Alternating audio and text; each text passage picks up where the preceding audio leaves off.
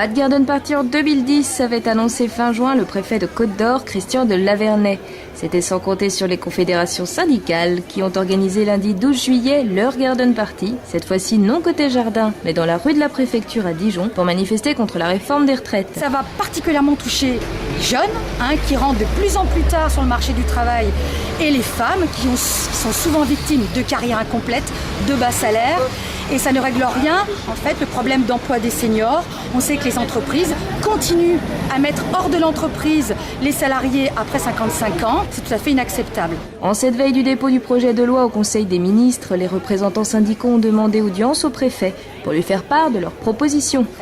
Nous sommes pour des droits supplémentaires. Pour cela, il faut des financements. Nous, on dit qu'il faut une vraie politique de l'emploi. Il faut faire contribuer de manière plus importante les revenus et les revenus du capital. Il faut mettre fin à ces exonérations de cotisations dont bénéficient les entreprises. L'argent existe. Il faut savoir que les entreprises du CAC 40 non financières ont distribué plus de 80 milliards d'euros de dividendes à leurs actionnaires. Nous, on est pour que ces richesses créées par les salariés de l'entreprise doivent revenir à ceux qui les créent, donc aux salariés.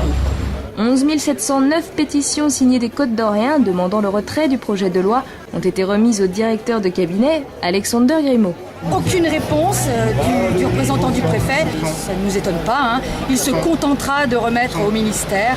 On restera présent jusqu'à ce que le gouvernement décide enfin à revoir ses copies et refaire un autre régime de retraite juste et viable pour les générations futures. Merci à tous et rendez-vous le 7 massivement. Devant l'inflexibilité du chef de l'État qui tient à faire adopter définitivement cette réforme avant la fin octobre, les syndicats ne relâcheront pas leurs efforts durant tout l'été et appellent à une journée nationale de mobilisation le 7 septembre prochain.